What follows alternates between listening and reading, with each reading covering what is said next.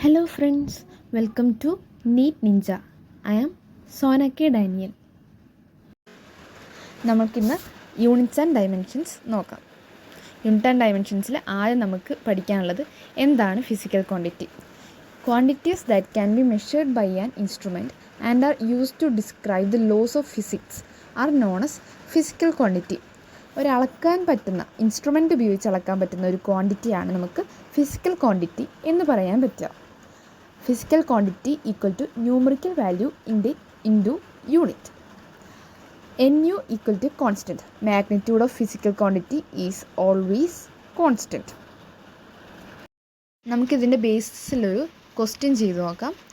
1 km/h equal to dash meter per second. N1 U1 equal to N2 U2. ഇതിനകത്ത് N1 equal to 1 ആണ്. U1 ആണ് നമുക്ക് ക്വസ്റ്റ്യനിൽ കൊടുത്തിരിക്കുന്ന വാല്യൂ km/h. N2 ആണ് നമുക്ക് കണ്ടുപിടിക്കേണ്ട വാല്യൂ. N2ൻ്റെ unit metre per second.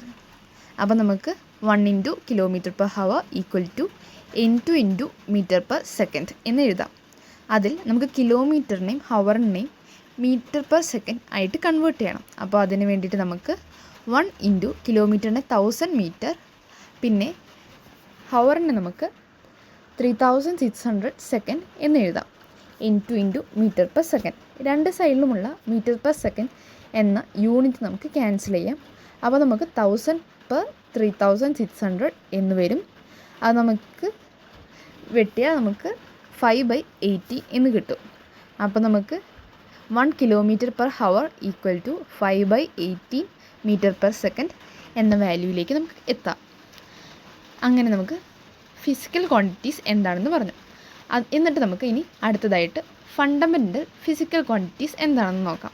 Fundamental physical quantities എന്ന് പറയുമ്പം അതിൽ നിന്നാണ് ബാക്കിയുള്ള ക്വാണ്ടിറ്റീസിന് നമുക്ക് ഡിറൈവ് ചെയ്യാൻ പറ്റുക. അതാണ് ഫണ്ടമെൻ്റൽ ആയിട്ടുള്ള ക്വാണ്ടിറ്റീസ്. നമുക്ക് ഫണ്ടമെൻ്റൽ ക്വാണ്ടിറ്റീസിന് വേറൊരു സാധനത്തിൽ നിന്ന് ഡിറൈവ് ചെയ്യാൻ പറ്റില്ല. ഫണ്ടമെൻ്റൽ ക്വാണ്ടിറ്റീസ് എന്ന് പറയുമ്പോൾ അതാണ് ഫണ്ടമെൻ്റൽ ആയിട്ടുള്ള ക്വാണ്ടിറ്റീസ്. അതിൽ നിന്ന് നമുക്ക് ബാക്കിയുള്ള ക്വാണ്ടിറ്റീസ് നമുക്ക് ഡിറൈവ് ചെയ്തെടുക്കാം. 7 ഫണ്ടമെൻ്റൽ ക്വാണ്ടിറ്റീസാണുള്ളത്. Length, mass, time, temperature, amount of substance, luminous intensity, electric current. അതിനോടൊപ്പം നമുക്ക് സപ്ലിമെൻ്ററി ആയിട്ടുള്ള ഫിസിക്കൽ ക്വാണ്ടിറ്റീസിനെ കുറിച്ച് പഠിക്കാനുണ്ട്. 2 സപ്ലിമെൻ്ററി ആയിട്ടുള്ള ഫിസിക്കൽ ക്വാണ്ടിറ്റീസാണ് plane angle and solid angle. Plane angle എന്ന് പറയുമ്പോൾ നമുക്ക് arc by radius. Plane angle ഉപയോഗിച്ചിട്ടാണ് നമുക്ക് പാരലാക്സ് മെത്തേഡൊക്കെ നമുക്ക് കണ്ടുപിടിക്കാൻ പറ്റും. അതിനകത്ത് ആർക്ക് ബൈ റേഡിയസ് എന്ന് പറയുമ്പോൾ θ ഈക്വൽ ടു L/R. യൂണിറ്റാണ് റേഡിയൻ. അതിന് നമുക്ക് ഡയമെൻഷൻ ഇല്ല. നമുക്ക് ഡയമെൻഷനെ കുറിച്ച് പഠിക്കാം. റേഡിയനിലേക്ക് നമുക്ക് കൺവേർട്ട് ചെയ്യാൻ പഠിച്ചിരിക്കണം. അതുകൊണ്ട് നമുക്ക് 1 degree equal to 1.75 × 10⁻² radian. 1 minute equal to 2.91 × 10⁻⁴ radian. 1 second equal to 4.85 × 10⁻⁶ radian എന്നുള്ള വാല്യൂസ് നമുക്ക് അറിഞ്ഞിരിക്കണം. നമുക്ക് യൂണിറ്റ് ഓഫ് സിസ്റ്റത്തിനെ കുറിച്ച് അറിഞ്ഞിരിക്കണം. നമുക്ക് CGS സിസ്റ്റമുണ്ട്, FPS സിസ്റ്റമുണ്ട്, MKS സിസ്റ്റമുണ്ട്. നമ്മൾ ഇപ്പോൾ എല്ലാവരുടെയും ഉപയോഗിച്ചുകൊണ്ടിരിക്കുന്ന സിസ്റ്റമാണ് MKS സിസ്റ്റം. ഇൻ്റർനാഷണലി അക്സെപ്റ്റഡ് സിസ്റ്റമാണ് MKS സിസ്റ്റം. അപ്പോൾ നമുക്ക് എല്ലാ വാല്യൂസും MKS സിസ്റ്റത്തിലേക്ക് കൺവേർട്ട് ചെയ്തിട്ട് വേണം ചെയ്യാൻ. അതുപോലെ നമുക്ക് CGS സിസ്റ്റത്തിൽ മീറ്ററിന് സെൻറ്റിമീറ്ററും ഗ്രാമും സെക്കൻഡും, അതുപോലെ FPS സിസ്റ്റത്തിൽ ഫീറ്റ്, പൗണ്ട്, സെക്കൻഡ് എന്നിങ്ങനെ നമുക്ക് പഠിക്കാനുണ്ട്. നമ്മൾ സോളിഡ് ആംഗിളിനെ കുറിച്ച് പറയാൻ വിട്ടുപോയി. Solid angle equal to area by radius square. ഒരു ഐസ്ക്രീം കോണിൻ്റെ ഉള്ളിലേക്കൊക്കെ ഉള്ള ഒരു ആംഗിൾ പോലെ ഇരിക്കില്ലേ, അതിനാണ് നമുക്ക് സോളിഡ് ആംഗിൾ. ഒരു 3D ആയിട്ടുള്ള വ്യൂ ആണ് സോളിഡ് ആംഗിൾ. പ്ലെയിൻ ആംഗിൾ എന്ന് പറയുമ്പോൾ ഒരു 2D ആയിട്ടുള്ള വ്യൂവിലാണ്. നമുക്കിനി പാരലാക്സ് മെത്തേഡിലേക്ക് കിടക്കാം. ഒരു ലാർജ് ഡിസ്റ്റൻസ് മെഷർ ചെയ്യാനുള്ള മെത്തേഡാണ് parallax method. Parallax method θ = arc by radius എന്ന മെത്തേഡിലാണ് നമ്മൾ ചെയ്യുന്നത്. സണ്ണിൽ നിന്ന് മൂണിലേക്കുള്ള ഡിസ്റ്റൻസും എർത്തിൽ നിന്ന് മൂണിലേക്കുള്ള ഡിസ്റ്റൻസ്, അങ്ങനെയുള്ള നല്ല ലാർജ് ഡിസ്റ്റൻസ് ആയിട്ടുള്ള ഇതിനെ കണക്ക് കൂട്ടാൻ വേണ്ടിയിട്ടാണ് നമ്മൾക്ക് പാരലാക്സ് മെത്തേഡ് ഉപയോഗിക്കേണ്ടത്. അപ്പോൾ തീറ്റ ഈക്വൽ ടു b/d. നമുക്കിനി കുറച്ച് ലാർജ് യൂണിറ്റ് പഠിക്കാം. ആസ്ട്രോണമിക്കൽ യൂണിറ്റാണ് first unit. 1 AU equal to 1.496 × 10⁻11 metre. Average distance of centre of sun from the centre of the earth ആണ് ആസ്ട്രോണമിക്കൽ യൂണിറ്റ്. നമുക്ക് അടുത്തതായിട്ട് പഠിക്കാനുള്ള യൂണിറ്റാണ് light year. 1 light year equal to 9.46 × 10⁻15 metre. ഒരു ലൈറ്റ് ഇയർ എന്ന് പറയുമ്പം ലൈറ്റ് ട്രാവൽ ചെയ്യുന്ന ദൂരമാണ്. ഒരു വർഷം കൊണ്ട് ലൈറ്റ് ട്രാവൽ ചെയ്യുന്ന ദൂരമാണ് 1 ലൈറ്റ് ഇയർ എന്ന് പറയുന്നത്. അടുത്തതായിട്ടുള്ള ഏറ്റവും ലാർജസ്റ്റ് യൂണിറ്റാണ് parsec. 1 parsec equal to 3.08 × 10⁻16 metre equal to 3.26 light year. നമുക്ക് കുറച്ച് ചെറിയ ലെങ്ത്തിൻ്റെ യൂണിറ്റുകൾ നോക്കാം. Fermi. 1 fermi equal to 10⁻15 metre. Angstrom. 1 angstrom equal to 10⁻10 metre. 1 nanometre equal to 10⁻9 metre. 1 micron equal to 10⁻6 metre. ഇനി നമുക്ക് കുറച്ച് മാസിൻ്റെ യൂണിറ്റുകൾ പഠിക്കാം. മാസിൻ്റെ യൂണിറ്റുകൾ എന്ന് പറയുമ്പോൾ atomic mass unit 1 AMU equal to 1.66 × 10⁻27 kilogram. 1 quintal equal to 100 kilogram. 1 ton equal to 1000 kilogram. നമുക്ക് എല്ലാ ചാപ്റ്ററിലേക്കും ആവശ്യമായിട്ടുള്ള ഒരു യൂണിറ്റിൻ്റെ കൺവേർഷനാണ് 1 കലോറി ഈക്വൽ ടു 4.2 ജൂൾ. എനിക്ക് പഠിക്കാൻ സുഖത്തിന് വേണ്ടിയിട്ട് ഡയമെൻഷൻസ് എല്ലാം അത്യാവശ്യം വേണ്ട ഡയമെൻഷൻസൊക്കെ ഇങ്ങനെ ഒരു പേജിൽ എഴുതിയെടുത്തതാണ്. നമുക്ക് ഡയമെൻഷൻസ് പഠിക്കുമ്പം ആദ്യം മെയിനായിട്ട് നമുക്ക് ഫണ്ടമെൻ്റൽ ക്വാണ്ടിറ്റീസിൻ്റെ ഡയമെൻഷൻസ് അറിയണം. ബാക്കിയുള്ളതൊക്കെ നമുക്ക് അതിൽ നിന്ന് ഡിറൈവ് ചെയ്ത് എടുക്കുന്നതാണ്. ഇവിടെ area equal to L².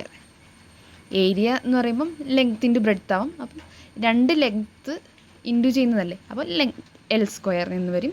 Velocity metre per സെക്കൻഡാണ്. അപ്പോൾ നമുക്ക് LT⁻⁻1. അതുപോലെ മെയിനായിട്ട് അറിഞ്ഞിരിക്കേണ്ടതാണ് acceleration LT⁻². Force equal to MLT⁻². വർക്കും equal to ML²T⁻².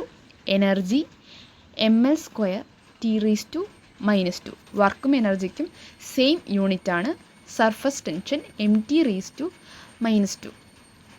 Linear momentum MLT⁻⁻1. Angular momentum ML²T⁻⁻1. Angular മൊമെൻറ്റത്തിൻ്റെ അതേ യൂണിറ്റാണ് നമുക്ക് പ്ലാങ്ക് കോൺസ്റ്റൻറ്റിനും വരിക.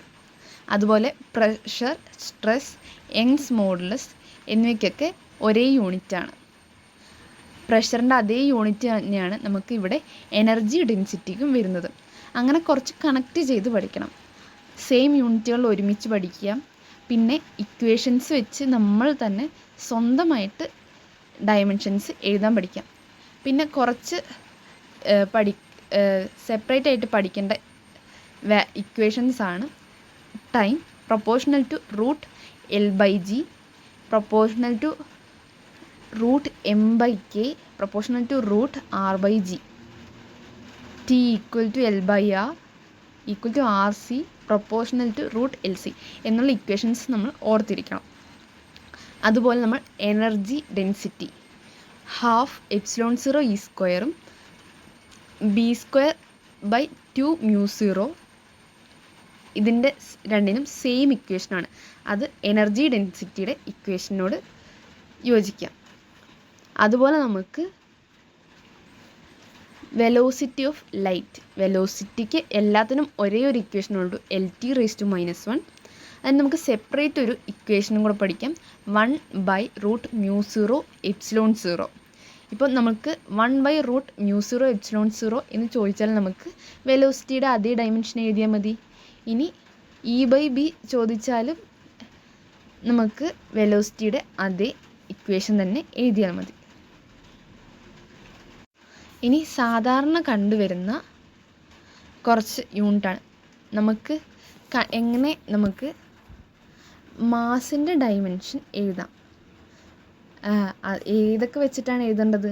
പ്ലാങ്ക്സ് കോൺസ്റ്റൻറ്റ്, ഗ്രാവിറ്റേഷണൽ കോൺസ്റ്റൻറ്റ്, പിന്നെ വെലോസിറ്റി. അതൊക്കെ വെച്ചിട്ട് നമുക്ക് മാസിൻ്റെ ഡൈമെൻഷൻ, ലെങ്ത്തിൻ്റെ ഡൈമെൻഷൻ, ടൈമിൻ്റെ ഡൈമെൻഷൻ എങ്ങനെ എഴുതാം എന്നുള്ളതാണ് ഞാനിവിടെ കൊടുത്തിരിക്കുന്നത്. ഓരോ ചാപ്റ്റർ കൂടുന്തോറും നമുക്ക് ഓരോരോ ഡൈമെൻഷൻസ് നമുക്ക് സ്വന്തമായിട്ട് എഴുതാൻ പഠിക്കാം.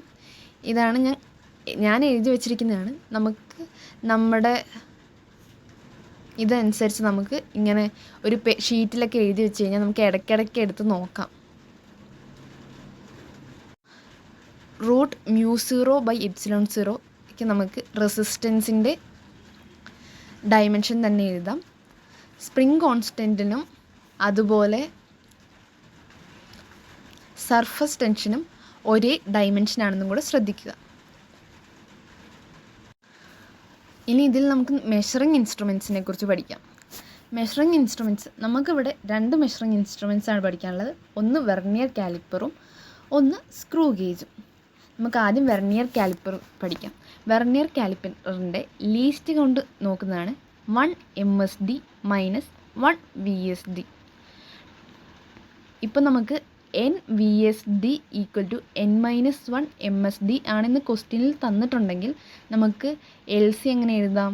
1/n MSD എന്ന് എഴുതാം. നമുക്ക് ടോട്ടൽ റീഡിങ് അപ്പോൾ വെർനിയർ കാലിപ്പറിൻ്റെ കണ്ടുപിടിക്കുന്നത് MSD + VSD × LC. ഇത് ചെയ്ത് കഴിഞ്ഞാൽ നമുക്ക് ടോട്ടൽ റീഡിങ് കിട്ടും. ഒരു ട്രൂ റീഡിങ് കണ്ടുപിടിക്കണമെങ്കിൽ ഒബ്സർവ്ഡ് റീഡിങ്ങിൽ നിന്ന് -0 എറർ, അതിൻ്റെ സൈൻ അതിൻ്റെ ഒപ്പം നമ്മൾ 0 എററിൻ്റെ ഒപ്പം ചെയ്യണം. എന്നാലും നമുക്ക് കറക്റ്റ് ആൻസർ കിട്ടുള്ളൂ. Observe reading -0 error with sign. അടുത്ത് നമുക്ക് സ്ക്രൂ ഗേജ് ആണ്. സ്ക്രൂ ഗേജിൽ pitch of the screw gauge = displacement of screw by number of rotation. Least count = pitch by number of divisions on the circular scale. Total reading എങ്ങനെയാണ് കണ്ടുപിടിക്കുക? PSR × corrected HSR × LC. നമുക്ക് least count on main scale എന്ന ക്വസ്റ്റ്യനിൽ separate ആയിട്ട് പറയുകയാണെങ്കിൽ അത് പിച്ചാണെന്ന് നമുക്ക് മനസ്സിലാക്കാം. അല്ലാതെ നമുക്ക് pitch of the screw gauge separate തരും. ഇനി ലീസ്റ്റ് കൗണ്ടിൽ നിന്ന് നമുക്കല്ലാതെ തരും. Least count on main scale എന്ന് പറയുകയാണെങ്കിൽ നമുക്കത് പിച്ചാണെന്ന് മനസ്സിലാക്കണം. ഇനിയിപ്പോൾ നമുക്ക് ഡിവിഷനായിട്ടാണ് PSR തന്നിരിക്കുന്നതെങ്കിൽ ആ ഡിവിഷനെ പിച്ചുമായിട്ട് ഇൻഡ്യൂ ചെയ്യണം. എന്നാലാണ് കറക്റ്റ് റീഡിങ് നമുക്ക് കിട്ടുക. നമ്മൾക്ക് പിന്നെ ക്വസ്റ്റ്യൻ ചെയ്യുമ്പോൾ ആദ്യമേ HSRനെ നമുക്ക് കറക്റ്റ് ചെയ്യണം. HSRൻ്റെ ഒപ്പം 0 എറർ കുറച്ച് കഴിഞ്ഞ് കഴിഞ്ഞാൽ നമുക്ക് HSRനെ കറക്റ്റ് ചെയ്യാം. എന്നിട്ട് വേണം നമുക്ക് ടോട്ടൽ റീഡിങ് നോക്കാം. അപ്പോൾ നമുക്ക് ഇന്ന് യൂണിറ്റ്സ് ആൻഡ് മെഷർമെൻറ്റ് എന്ന ചാപ്റ്റർ കഴിയാണ്. Thank you for listening me. Bye bye from Sona.